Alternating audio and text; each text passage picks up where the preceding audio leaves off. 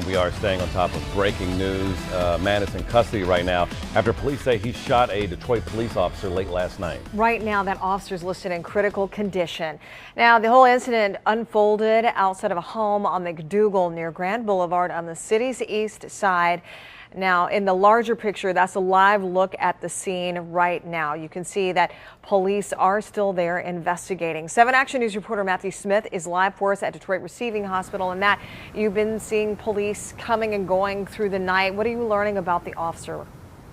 This was a young officer, just 25 years old, 2 years on the job, and it was in his blood. He has a father who is also a police officer and a 9-month-old at home. So right now, a lot of Detroit police officers waking up this morning saying, oh no, here we go again. They find themselves in an all too familiar position, one of their own injured in the hospital.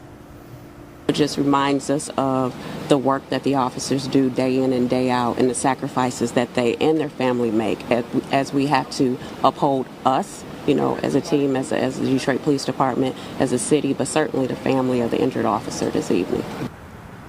Yeah, hard to really explain how DPD is feeling right now, how this officer's family is doing right now. You can see the type of response there was to this home on Detroit's east side. Dozens of officers rushing in, all trying to clamp this situation down. Now, they eventually would have to gas the shooter out of the home, but the 43-year-old was taken into custody without further issues.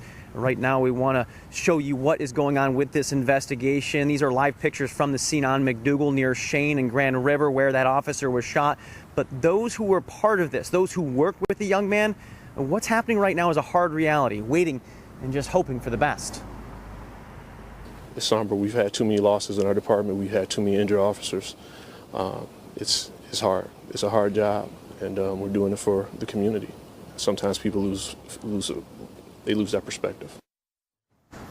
It is no secret. Lots of people are sending their prayers right now over to the Detroit Police Department. Right here at the hospital you see behind me. This is Detroit Receiving. This is where that young officer is recovering right now, again, in critical condition. As for the suspect, his name not being released. All we know, he's a 43-year-old man. A wife and child were inside, but they got out. Coming up at 7 o'clock on TV 20, we're actually going to take you a little bit further into that scene. You're going to hear audio moments after those shots were fired at Detroit police officers. Really paints a chaotic picture. Lets you know just how difficult this job truly is.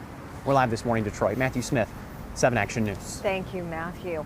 Well, not much information has been released about the man in custody, but here's what police have shared with us so far. As Matt mentioned, the accused gunman is 43 years old. Police have said that he is married and has children. We've also learned that he has 9 guns registered to his name. At one point, he had a concealed pistol license, but he lost his certification.